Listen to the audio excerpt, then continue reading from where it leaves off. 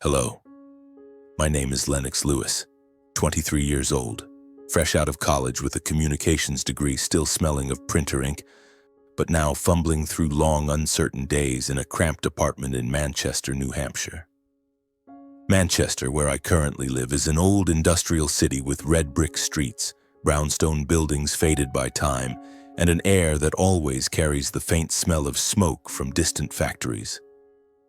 Sometimes I stand by the window watching the hurried flow of people below, wondering what I'm doing in this city that doesn't quite feel familiar. I came here with dreams of finding a decent job, a fresh start, but everything seems to be an endless loop of job applications, polite rejection emails, and sleepless nights in an apartment where the sound of car horns outside feels like it's drilling into my head. I was born and raised in Claremont, a much smaller town where everyone knows each other across generations, where winding roads lead through lush green fields and charming white wooden houses. Claremont is where my childhood memories are woven with vibrant summers spent at my grandmother Martha's, afternoons running around in her garden full of carnations, and summer nights listening to her stories by the fireplace. But now, Claremont is just a distant memory for me, a place I no longer want to return to often.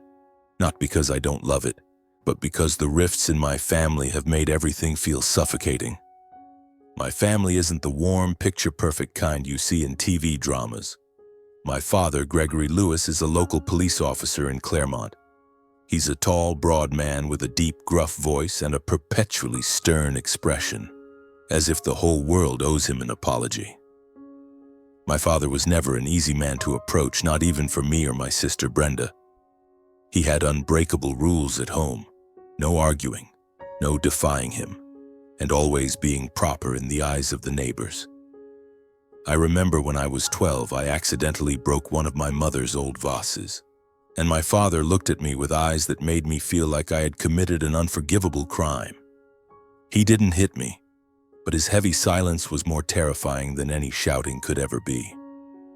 My mother, Vanessa Lewis, is different, but not exactly easier to deal with. She's a literature teacher at the local high school, and she carries the demeanor of someone who expects everything to be perfect. She loves to lecture, from how I eat, how I talk, to how I should live my life to be proper. Every time I visit home, she starts with a long sermon about how I need to find a stable job, set clear goals, and become a useful member of society. I know she loves me, but the way she shows that love often makes me feel weighed down by a never-ending list of expectations I can never fully meet. My parents rarely talk about my grandmother Martha, the person I love more than anyone in the world. She lives alone in the suburbs of Hanover, about an hour's drive from Claremont. At 82, her spirit is still as sharp as a young person's.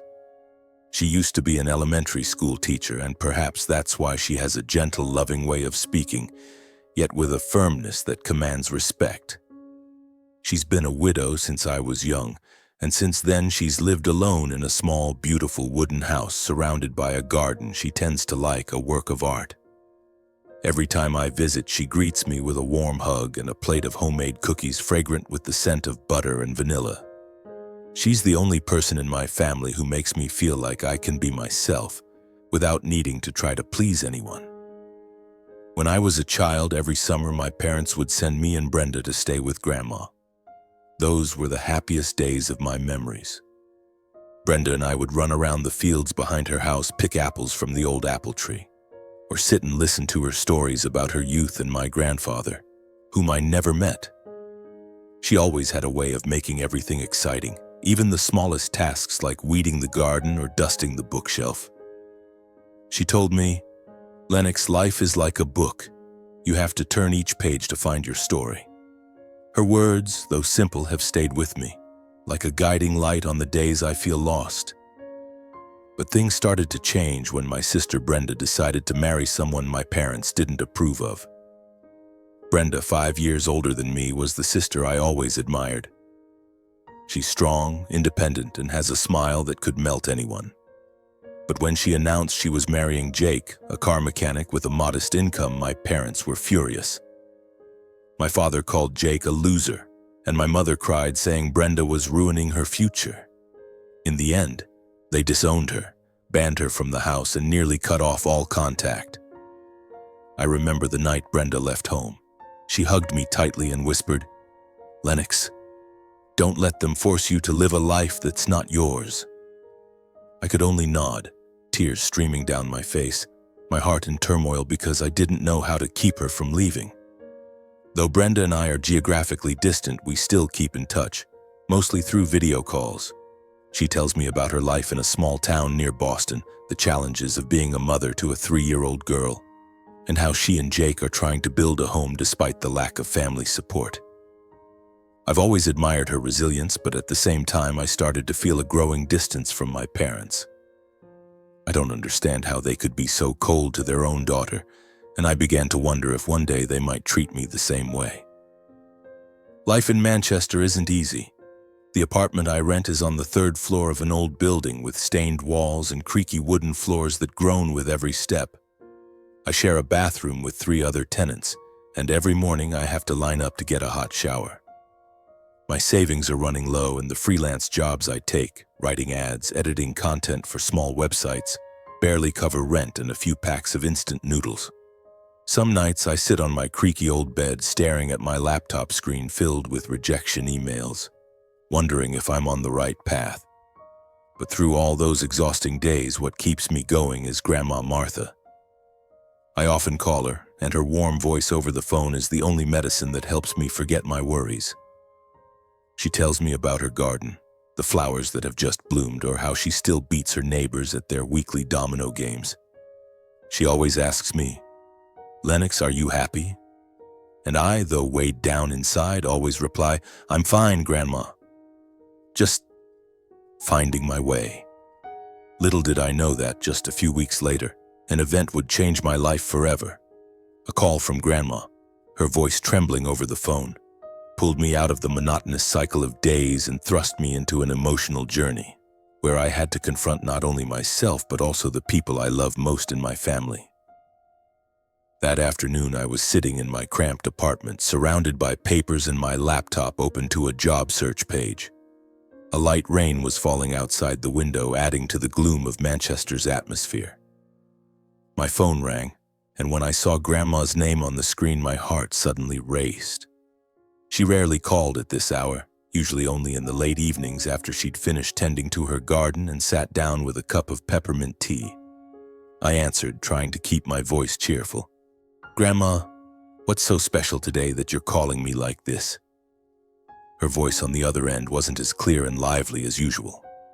It was weak, slightly trembling, as if she were trying to hold something back. "Lennox, I had a bit of a dizzy spell. The neighbor took me to the hospital, but I'm fine now. Don't worry too much, okay?" Hearing her words sent a jolt down my spine. "Dizzy? Grandma, what happened? What did the doctor say? Do you need me to come right away?" I asked in a rush, my hands already fumbling for my car keys. She gave a soft laugh, the kind I knew she used to try to reassure me. "It's all right, my dear. It was just a spike in my blood pressure.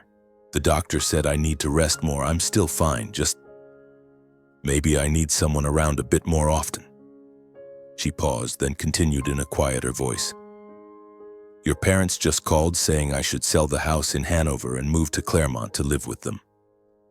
I'm not ready for that, Lennox. This is my home, your grandfather's home, filled with so many memories, and I don't want to burden anyone." I sank into my chair, my mind reeling. Sell the house? Move to Claremont to live with my parents? The idea made me uneasy, not because I didn't want Grandma to be cared for, but because I knew my parents. They weren't the patient or gentle type, especially when it came to things that required sacrifice. I remembered how my father would snap at Brenda just for spilling coffee on the dining table, or how my mother would frown when I left muddy shoes at the door. Would they really take good care of her? But then I tried to reassure myself. Maybe I was overthinking. They're her children. They'd do the right thing, wouldn't they? "Grandma, let me come visit you first and then we can talk more, okay?" I said, trying to keep my voice calm. She agreed and I hung up. a sense of unease still lingering in my mind. The next day, I texted to take a day off from my side job at the coffee shop near my place, then packed a few clothes into a backpack. The drive from Manchester to Hanover wasn't long, but that day every mile felt like it stretched on forever.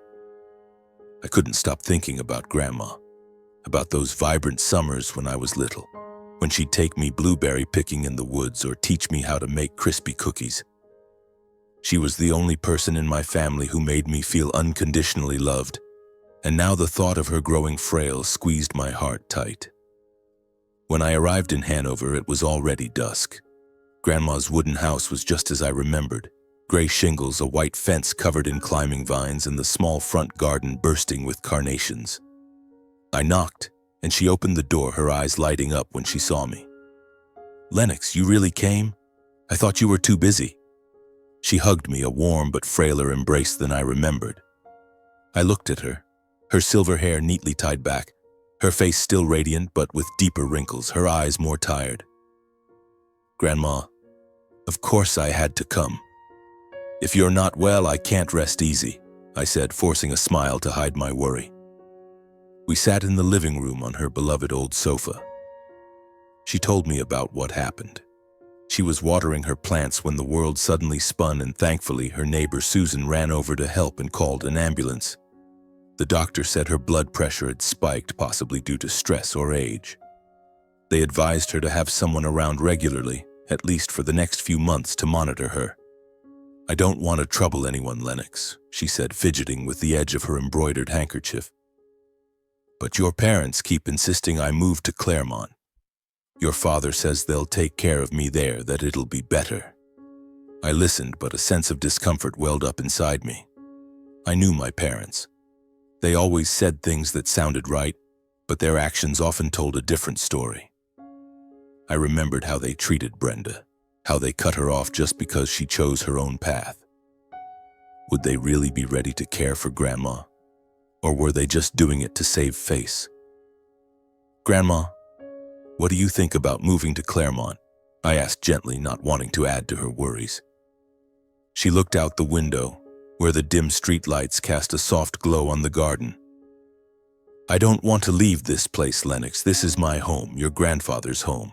Every corner holds memories, but I also don't want you to worry too much about me.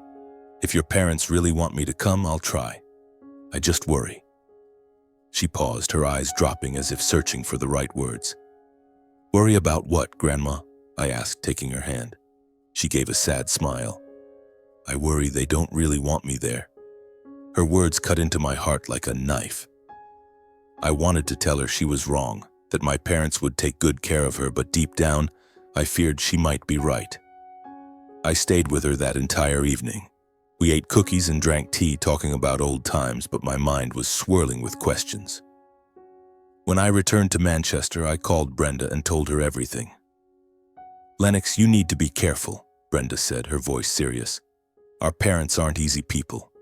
If Grandma moves in with them, you should check on her often. Don't leave her alone with them for too long." Brenda's words only deepened my unease. But just a few weeks later, my parents went to Hanover and things moved faster than I expected. One morning, my father called me, his voice firm. "Lennox, your mother and I convinced Grandma. She's agreed to sell the house and move to Claremont to live with us. You don't need to worry anymore. We'll take care of her." My heart sank as I listened. "Dad, does Grandma really want this? She's so attached to the house in Hanover." My father snapped, "Don't interfere. We're only doing what's best for her. Focus on finding a job and stop making us worry." I didn't dare argue, but the unease wouldn't leave me. That weekend, I drove back to Hanover to see Grandma. When I arrived, the house already felt different. The carnation pots were neatly stacked in a corner, and a "for sale" sign stood in the front yard. Grandma sat in the living room next to a few packed boxes. "I've agreed, Lennox," she said, her voice calm but her eyes tinged with sadness. "I don't want to burden your parents, but I also don't want you to worry about me. In Claremont, I'll probably be fine." I knelt in front of her, taking her frail hands. "Grandma, if you don't want this, I'll find a way. I can come here more often or find someone to help you."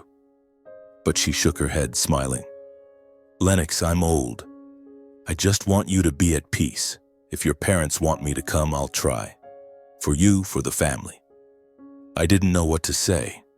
Part of me wanted to believe my parents would care for her properly, that they'd do as they promised. But another part, the deepest part, screamed that I was making a huge mistake. I hugged her tightly, holding back tears. "I'll visit you often," I promised, my voice choked. "I won't let you be alone." In the days that followed, I tried to keep my promise. Every evening after finishing my freelance writing or shifts at the coffee shop, I called Grandma. Her voice over the phone was still warm, but I began to notice longer pauses, hesitant words that she never used to have. "I'm fine, Lennox," she would often say, but I could sense she was hiding something. I told myself I was probably overthinking, that she was just adjusting to her new life in Claremont, where my parents had set up a room for her. My father once boasted over the phone, "Your grandma's room is clean, fully equipped. Your mother even bought her a massage chair. Don't worry, we're doing well." I wanted to believe him. I really did. I wanted to believe that he and my mother would treat Grandma with the love and care she deserved. But every time I called, her stories made me uneasy. "I like the massage chair," she said once, her voice soft. "But your father told me not to turn on the TV in the morning because he needs quiet to read the newspaper." I laughed, trying to lighten the mood. "Dad's always been grumpy like that, Grandma. Just ignore him." But she didn't laugh along. She only let out a soft sigh, and that sound pierced my heart like a needle. A week passed, then two. I was busy with failed job interviews and tight deadlines, but not a single day went by without me calling Grandma. One evening, after coming home exhausted and soaked from a sudden rain in Manchester, I called her as usual. The phone rang longer than normal, and when she answered, her voice was so faint I had to press the phone to my ear to hear clearly. "Lennox, I don't want to trouble you," she began, her voice trembling. "But here, it feels like your parents don't want me around." I bolted upright on my creaky old bed, feeling as if someone had dumped cold water over me. "What do you mean, Grandma? What did they do to you?" I asked, trying to keep my voice calm. But my hand gripped the phone so tightly my knuckles turned white. She spoke softly, her voice fading as if afraid someone might overhear. "Your father yelled at me when I accidentally spilled a glass of water on the table. Your mother. She told me not to meddle in the kitchen, that I mess everything up." She paused, then continued, her voice heavy with sadness. "I know they're busy, but I feel like a burden." My heart twisted as I listened. I wanted to jump in the car and drive straight to Claremont right then, but it was late, and I knew I needed to stay calm and think. "Grandma, don't worry," I said, trying to make my voice steady.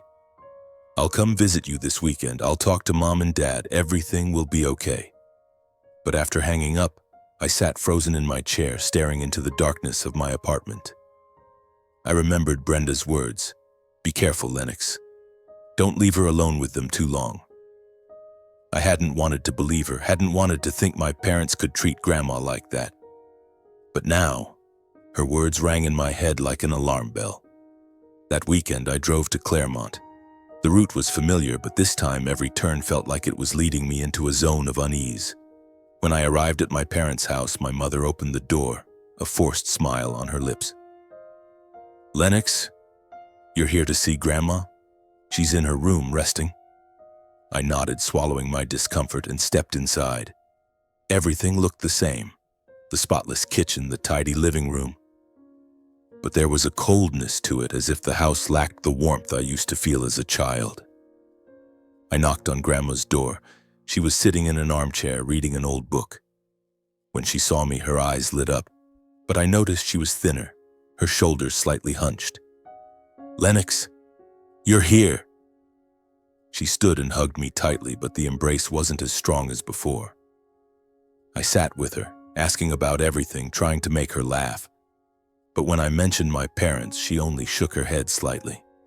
"They're good to me, but I don't know if I've done something wrong."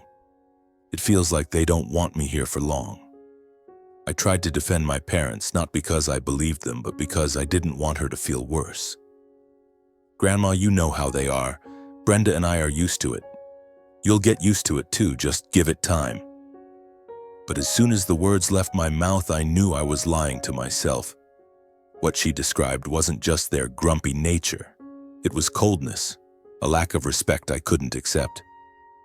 I stayed all day trying to cheer her up by telling stories about Manchester, about the quirky tenants in my building. She smiled, but her eyes still carried a trace of sadness. When I was about to leave, my father pulled me aside. "Lennox, don't make Grandma worry more," he said, his voice low and cold. "Your mother and I are doing our best to take care of her. Don't listen to her nonsense and misunderstand us." I nodded, but inside I knew I couldn't ignore it. I called Brenda as soon as I got back to Manchester and told her everything. "Lennox, don't you see?" Brenda was almost losing her patience over the phone. "They're controlling her. They don't want her there, but they also don't want to be seen as unfilial. You have to do something." I knew she was right, but I hesitated. I was afraid of confronting my parents, afraid of further fracturing our already fragile relationship. But every time I called Grandma, her voice grew weaker and her stories hurt me more. Once she told me my mother had taken her phone away at night, claiming she didn't need it much.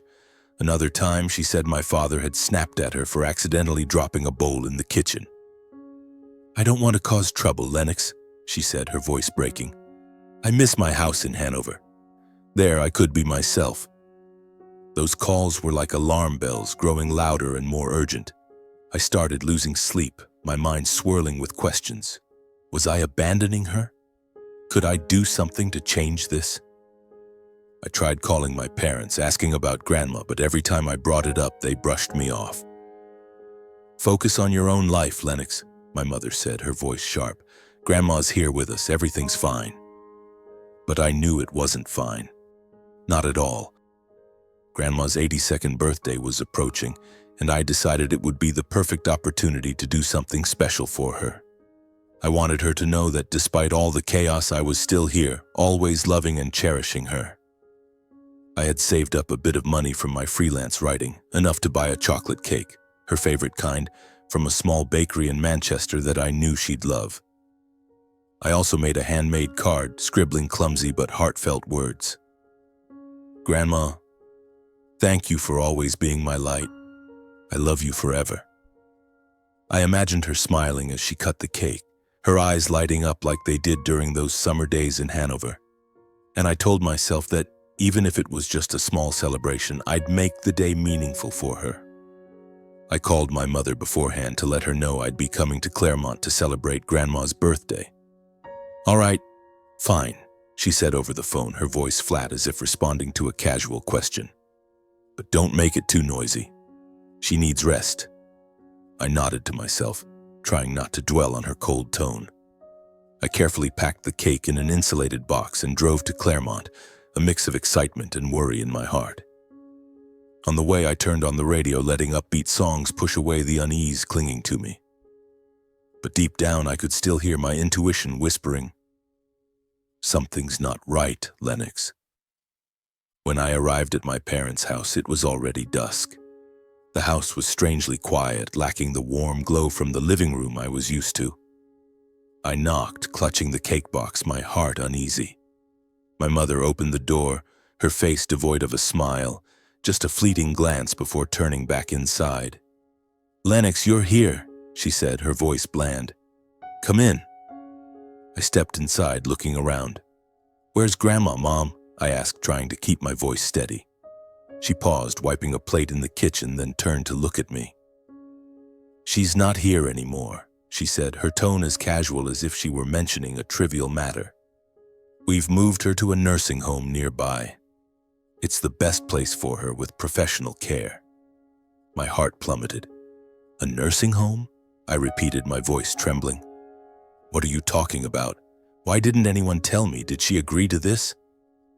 The cake box in my hands suddenly felt impossibly heavy, as if it were pressing down on my chest. My mother sighed, setting the plate down, looking at me as if I were overreacting. Lennox, don't be dramatic. We discussed it with her and she agreed. She'll be better cared for there with nurses and doctors. We can't take care of her forever.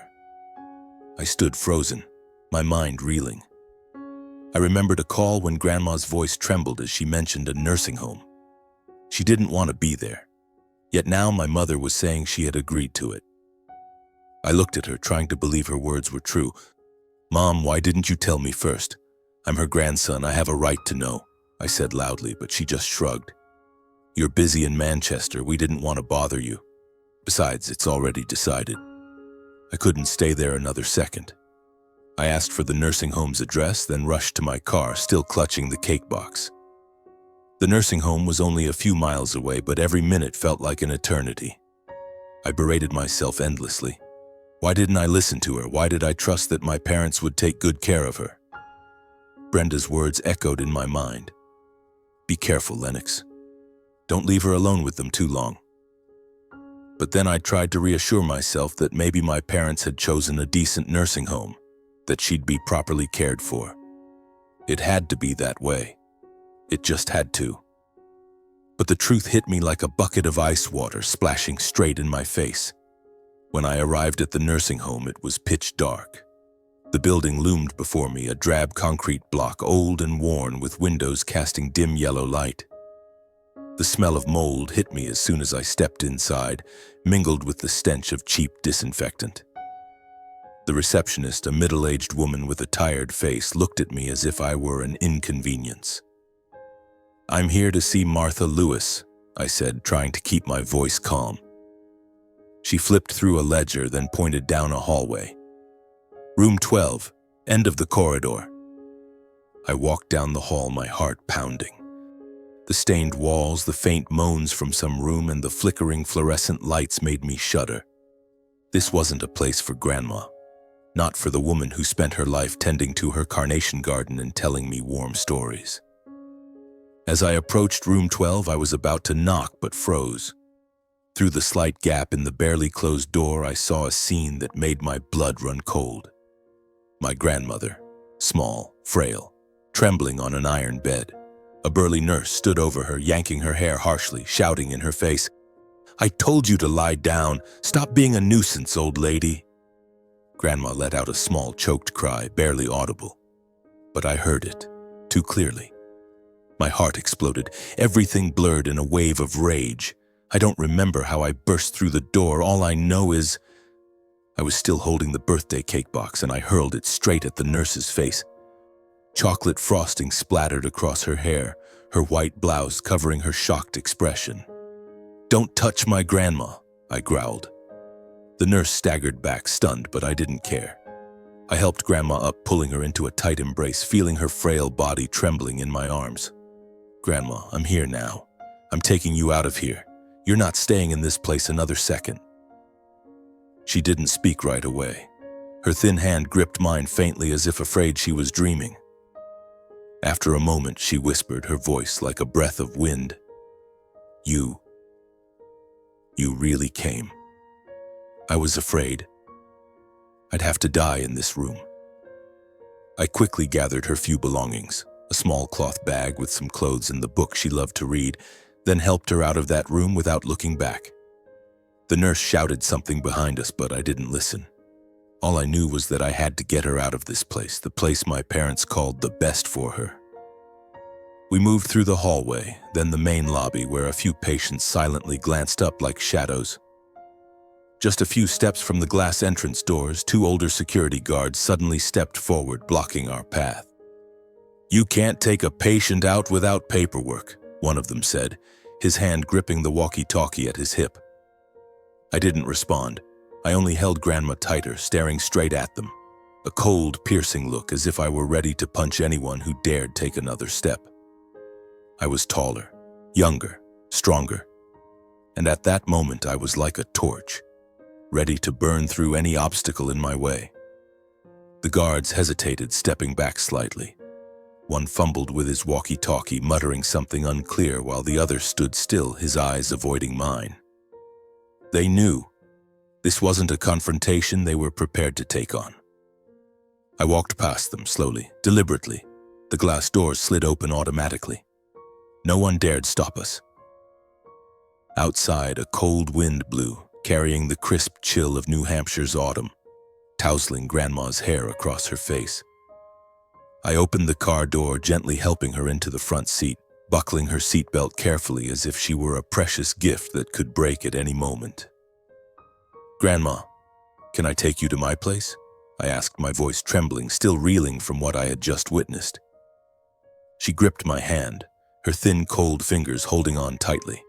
"Lennox, as long as I'm out of that place, I'll go anywhere," she said, her voice weak but resolute. I nodded, not daring to look directly into her eyes, afraid she'd see the tears welling up in mine. I started the car, the engine's low growl breaking the silence of the night. Inside the car, the cramped space felt warm with her presence. I glanced at her and saw her staring out the window, her eyes heavy with sadness. "Grandma, would you like some music?" I asked, trying to lighten the mood. She turned to me, offering a faint smile. "Thank you, dear. I just need to rest for a bit." I drove quietly, guiding her through the wet streets. A light rain began to fall, droplets pattering on the windshield as if crying for what she had endured. I brought her to Manchester, to my small, modest apartment.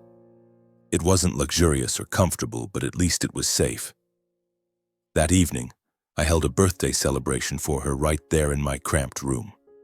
There was no fancy table or cake.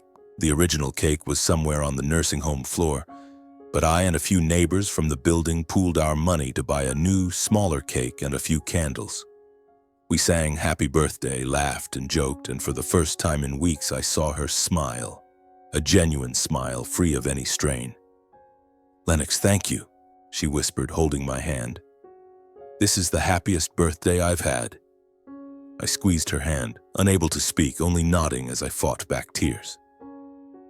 The next morning, I woke up early, brewed a cup of tea for Grandma, and left a note on the table. "Grandma, I'm stepping out for a bit, but I'll be back soon. Please rest." I didn't want her to worry, didn't want her to know I was about to walk into a battle I hadn't prepared for. Manchester's sky was overcast, heavy with gray clouds as if mirroring my mood. I drove to Claremont, the familiar road now feeling like it was leading me to a battlefield. With every turn of the wheel, my heart pounded harder, as if it might leap out of my chest. When I arrived at my parents' house, it stood before me with a deceptive calm. White picket fence, neatly trimmed lawn, and windows glowing with yellow light. But I knew there was no warmth inside for Grandma. I knocked on the door, my hands clenched so tightly my knuckles turned white. My father opened the door, his face tightening when he saw me. "Lennox?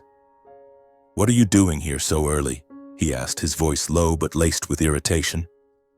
"I need to talk to you and Mom," I said, trying to keep my voice steady, though anger was boiling inside me. He stared at me for a moment, then opened the door wider, gesturing for me to come in. My mother was in the kitchen wiping a plate with a cloth, but when she saw me, she set it down, her eyes cold.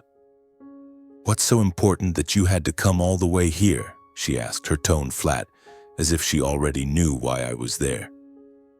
I took a deep breath, trying to suppress the trembling inside. "What did you do to Grandma?" I asked, my voice low but sharp. "Why did you send her to that awful nursing home without telling me? You promised to take care of her, but is that how you do it? Letting her be treated like a prisoner?" My father narrowed his eyes, his voice a growl. "What are you talking about, Lennox? We did everything for her. That nursing home is the best place with nurses and doctors. Do you think we have time to babysit her?" "The best place?" I raised my voice, unable to hold back any longer. "Do you know what I saw there? A nurse yanking her hair, yelling in her face. The room was filthy, reeking of mold, and she was sitting there, scared and alone. Is that what you call the best place?" I felt hot tears roll down my cheeks, but I didn't care. I just wanted them to understand, to see what I had seen.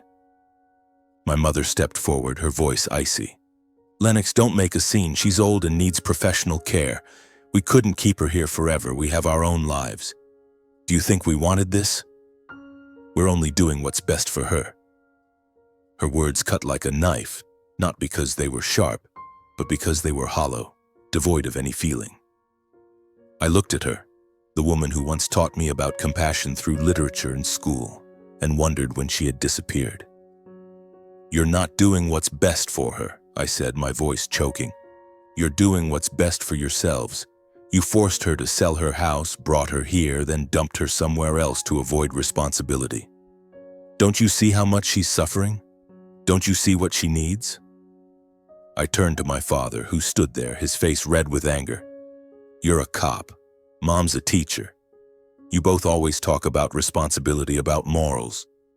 But the way you treated her, it's no different from hypocrites living ungratefully."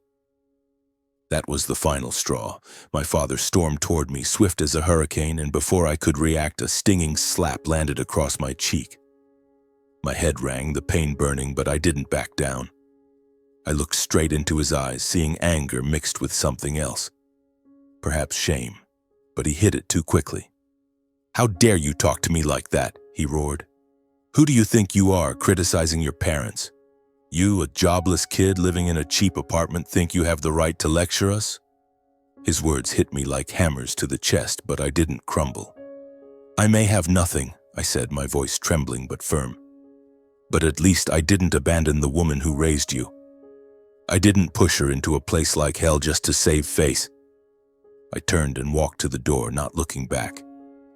My mother called after me, her voice half pleading, half angry. "Lennox, come back here. You can't talk to us like that." But I didn't stop. I couldn't stay another second in that house, where family ties had been strangled by selfishness. I drove back to Manchester, my mind blank, my cheek still stinging from the slap. But more than the physical pain was the ache in my heart. I had hoped, even just a little, that my parents would feel remorse, would apologize, would admit they were wrong. But no, they didn't think they'd done anything wrong. They only cared about maintaining their image as dutiful children in front of neighbors, in front of society. When I got back to the apartment, Grandma was sitting in a chair reading her old book. She looked up and smiled, but her smile faded when she saw my face. "Lennox, what's wrong? Did something happen?" she asked, her voice full of worry. I knelt before her, taking her hands, trying to hold back tears. "I'm fine, Grandma. I just talked to Mom and Dad. I won't let them hurt you anymore, I promise." She stroked my hair the way she did when I was a child. "Lennox, I know you love me, but don't let this hurt you. Family is like that. It's not always what you want it to be." Her words were gentle, but I couldn't accept them. No, family wasn't supposed to be like that. Family wasn't about deceit, wasn't about pushing loved ones into suffering. I hugged her, feeling the warmth of the woman who had given me the world, and silently vowed to do whatever it took to protect her, no matter the cost. That night, I called Brenda and told her everything. She was silent for a moment, then spoke, her voice filled with anger but also determination. "Lennox, you did the right thing by taking her out of there. Now you have to make this a big deal. You can't let Mom and Dad get away with this. They need to know they were wrong." I nodded, though she couldn't see me. Brenda was right. This wasn't just about me and Grandma. It was about justice, about humanity, about standing up for what was right. And I knew the road ahead wouldn't be easy, but I was ready. After the call with Brenda, I sat in my apartment, the dim yellow light casting shadows on the stained walls. Grandma was asleep, her steady breathing from the small bed the only sound in the quiet room. I looked at my phone, my fingers scrolling across the screen, feeling a storm raging inside me. Brenda was right. This couldn't end here. My parents had pushed Grandma into a place like hell, and they needed to be held accountable. But how? I was just a 23-year-old, unemployed, living in a cramped apartment with no power or money. I wondered if I had the strength to confront them, to challenge the perfect image they'd built in the eyes of the community. Then I thought of social media. I wasn't one for attention, but I knew the power of posts, of shared stories. In my communications studies, I'd learned that a truthful story could move the world. I opened my laptop, took a deep breath, and started typing. I poured out everything, from the days my parents convinced Grandma to sell her beloved house in Hanover, to their cold treatment of her in Claremont, and finally to the horrific nursing home where she was mistreated by a nurse. I wrote about my father's slap, my mother's cold stare, and Grandma's pain at being abandoned. I didn't embellish or exaggerate. I just told the truth, but each word felt like a knife cutting into my heart. This is the story of my grandmother, a woman who spent her life loving her family, only to be betrayed by her own son and daughter-in-law, I wrote. I'm sharing this not for revenge, but so no one else has to suffer like she did. I hesitated for a moment before hitting post. My hands trembled, my heart pounding. I knew this post would stir up a storm, upend everything, but I had no other choice. I clicked post, and the story appeared on my social media account, a personal page with only a few hundred followers, mostly friends and former colleagues.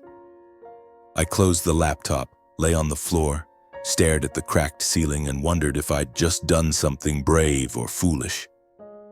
The next morning, my phone buzzed incessantly. I opened it, and my heart nearly stopped. The post had been shared hundreds of times with thousands of likes and a flood of comments. "That's horrific. How could someone treat their own mother like that?" one person wrote. "You're so brave for standing up for your grandma, Lennox. Don't give up," another commented. Some sent private messages sharing their own stories of elderly loved ones being neglected. I read them with tears streaming down my face. I hadn't expected Grandma's story to touch so many people, but at the same time I was scared. The storm was growing and I didn't know where it would lead. By noon, Brenda called, her voice brimming with excitement. "Lennox, have you seen your post? It's gone viral. People are furious, calling Mom and Dad ungrateful. You did great." I smiled, but it was tinged with worry. "I don't know where this is going. What if they sue me?" Brenda laughed loudly over the phone. "Sue? They don't have a leg to stand on. You told the truth, and the truth will protect you. But you should do something bigger. Find someone to help Grandma get justice." Her words got me thinking. As I scrolled through the comments, a message from a stranger caught my eye. She introduced herself as Anna, a volunteer with the Elder Justice Alliance, a nonprofit dedicated to addressing elder abuse. "Lennox, I read your story," the message read. "We can help you and your grandmother. Please contact me to discuss further." I didn't hesitate and called Anna immediately. She listened to me recount everything, her voice calm but resolute. "Your grandmother's case isn't unique," she said. "We've seen many like it. If you agree, we'll send a lawyer to work with you and Mrs. Martha, especially regarding the sale of her house in Hanover." I brought Grandma to meet Anna and a lawyer named Michael the following week at a small cafe in Manchester. Grandma sat beside me holding a cup of tea, her eyes still carrying a trace of fear but also a glimmer of hope. Michael, a middle-aged man with thick glasses and a warm, steady voice, reviewed the documents related to the sale of her house. "There are several irregularities in this transaction," he said, flipping through the contract pages. "Mrs. Martha, after the house was sold, did you receive any of the proceeds?" She shook her head, her voice soft. "No, I didn't. I left everything to my son and daughter-in-law. They said they'd take care of me, and I trusted them." I held her hand, guilt surging within me. Michael took careful notes, then looked at me. "We have enough grounds to request an investigation. There are signs of coercion and fraud in the sale of the house. We'll send a demand letter to your family for restitution, and if necessary, we'll file a civil lawsuit. But Lennox, you need to prepare yourself.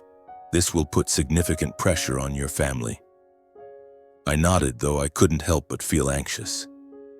I knew my parents, especially my father, wouldn't back down easily. But seeing Grandma sitting there, her trembling hands cradling her tea, I knew I couldn't stop. "Do it, Michael," I said. "I want my grandmother to get back what's hers." In the days that followed, my post continued to spread, not just in Manchester, but across New Hampshire. Local community groups began sharing the story, and the hashtag Justice for Martha emerged, used by thousands. Local newspapers reached out for interviews, but I declined. I didn't want to turn Grandma's story into a media circus. I just wanted justice. But the storm didn't stop. One morning, I got a message from an old friend in Claremont. "Lennox, the whole town's buzzing about your parents. They're being called unfilial right in the middle of the coffee shop." I felt a small sense of satisfaction, but it was mixed with sadness. I didn't want to destroy my parents, but they needed to understand that what they did was wrong. The storm on social media didn't stop at words. The Elder Justice Alliance publicly supported Grandma's story, posting calls for the community to condemn elder abuse. The pressure kept mounting, and I knew sooner or later my parents would have to face the consequences. But I didn't expect those consequences to come so quickly, or that they would shake our entire family to its core. A few days after my post went viral, I received a call from Michael, the lawyer from the Elder Justice Alliance. His voice was serious but tinged with excitement. "Lennox, we've sent a demand letter for restitution regarding the sale of Mrs. Martha's house to your parents," he said. "If they don't agree to return the money, we'll file a civil lawsuit, and with the current public sentiment, they don't have much chance of winning." I sank into my chair, gripping the phone tightly, feeling a surge of strength but also fear. I didn't want to push my parents to the brink, but I couldn't forgive what they had done to Grandma. "Thank you, Michael," I said, my voice hoarse. "Do everything you can. I want my grandmother to get back what's hers." Michael chuckled softly over the phone. "Don't worry. The community is on your and Mrs. Martha's side. Your parents won't get out of this easily." Sure enough, the pressure from public opinion began to weigh heavily on my parents. Local newspapers in Claremont jumped on the story, publishing articles with sensational headlines. "Police officer accused of forcing elderly mother to sell home, sent to rundown nursing home." The articles quoted my story, along with calls from the Elder Justice Alliance and outraged comments from the community. They interviewed Grandma's old neighbors in Hanover, who spoke of her dedication to her garden and the love she showed everyone around her. "Martha is a wonderful woman," Susan, her neighbor, said in one article. "I can't believe her son would treat her like that."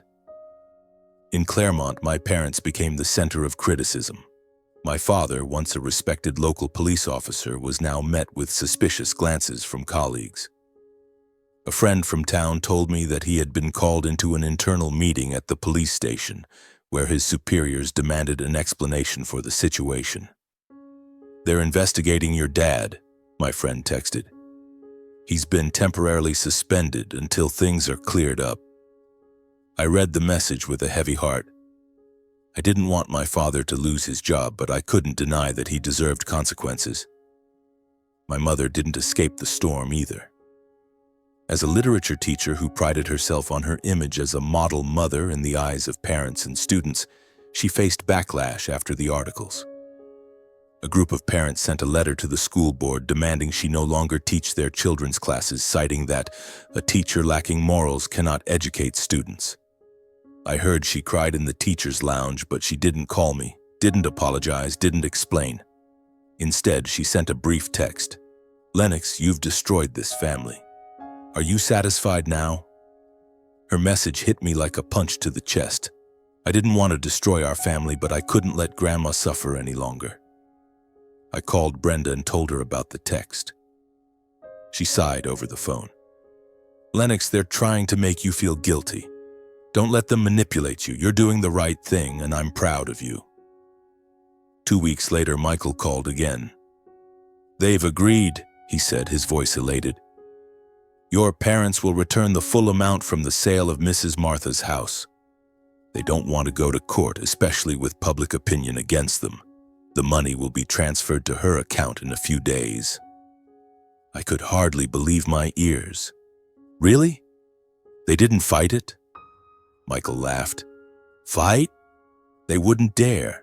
The Claremont community is turning its back on them. They know things will only get worse if they keep resisting." When I told Grandma, she sat silently, her frail hands clasped tightly together. "Lennox, I don't need the money," she said, her eyes welling up. "I just want to live in peace. But thank you for standing up for me." I hugged her, feeling the warmth of the woman who taught me about love and knew that no matter how painful this had been, I had done the right thing. The consequences didn't end with the money. My parents were shunned by the local community. Neighbors who once invited them to weekend barbecues now avoided them at the grocery store. My father was suspended from work indefinitely, and my mother had to take a leave of absence due to pressure from parents. Part of me felt a sense of vindication, but a larger part ached. They were still my parents after all, but they had chosen their path and I had chosen mine, the path of protecting Grandma, of seeking justice. With the money returned, Grandma, with my guidance, decided to buy a small house in the suburbs of Manchester, just a few miles from my apartment. It was a charming wooden house, not as large as the one in Hanover, but with a small yard big enough for her to plant her beloved carnations again. On the day she moved in, my friends from the apartment building helped arrange her belongings. Jake, one of my friends, brought his guitar to christen the house with a lively tune. Grandma stood in the yard looking at the newly planted flower pots and smiled. "Lennox, I feel like I'm alive again," she said, her voice soft but brimming with happiness. I decided to move in with her. My freelance writing work was starting to stabilize, and I secured a few long-term contracts with local publications. Every morning I brewed tea for her, listening as she told stories of her youth, of my grandfather, of the dreams she once had. I realized that, in the journey to protect her, I had found my life's purpose. I was no longer the lost 23-year-old scrambling for jobs in Manchester. I had become the person Grandma always believed in, the one who stood up for what was right. That Christmas, Brenda brought her young daughter, Julie, to visit us. The small house was filled with laughter as Julie ran around the yard picking carnations to make flower crowns. Brenda hugged me tightly, whispering, "You've made me proud, Lennox. You've given Grandma a home and given both of us a real family." We sat around the dining table enjoying a simple but warm Christmas dinner with Grandma at the center, her smile radiant like the lights on the Christmas tree. One evening, as I was cleaning up after dinner, Grandma called me out to the yard. She pointed to a cluster of newly bloomed carnations, their soft pink petals glowing under the moonlight. "Lennox, do you see? Flowers bloom most beautifully when cared for with love." She took my hand, her eyes shining. "You've cared for me with love, and that's the most precious gift." I smiled, feeling lighter than ever. The storm had passed, and though my family had shattered, I knew I had found a true home. Not just for Grandma, but for myself. In the months that followed, our lives settled into a rhythm. The small house in Manchester's suburbs became my refuge, filled with the scent of vanilla cookies wafting from the kitchen, Grandma's soft humming of old songs, and peaceful afternoons spent tending the garden together. Each blooming carnation was a testament to her love and resilience, and I learned from her that sometimes the most beautiful things in life come from the simplest moments. I began writing our entire story, from the days Grandma was pressured to sell her beloved house in Hanover, to the lonely weeks in Claremont, to the harrowing birthday at the nursing home.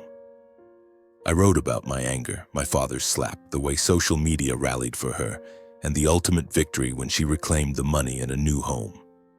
I didn't write for revenge, but to share a lesson, that love and conscience can overcome even the deepest wounds. I submitted the piece to a national magazine focused on elder rights, not expecting much, only hoping Grandma's story would touch someone the way it had transformed me. A month later, I received an email from the magazine's editor. "Lennox, your story is deeply moving," they wrote. "We want to publish it in our special issue on elder abuse. Would you agree?" My hands trembled as I read the email, tears streaming down my cheeks. I ran out to the garden where Grandma was watering the flowers and told her. She smiled, stroking my hair as she did when I was a child. "You've found your path, Lennox," she said, her eyes glowing with pride. "I always knew you'd do something great." The article was published, and the response exceeded my wildest expectations. Hundreds of people wrote to the magazine, sharing their own stories of elderly loved ones neglected or abused.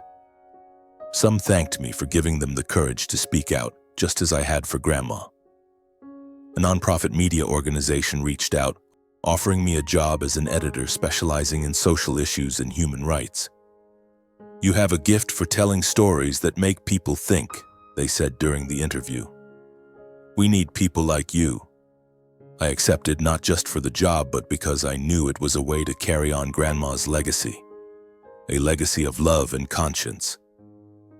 One spring evening, as Grandma and I sat in the yard watching the sunset, she took my hand.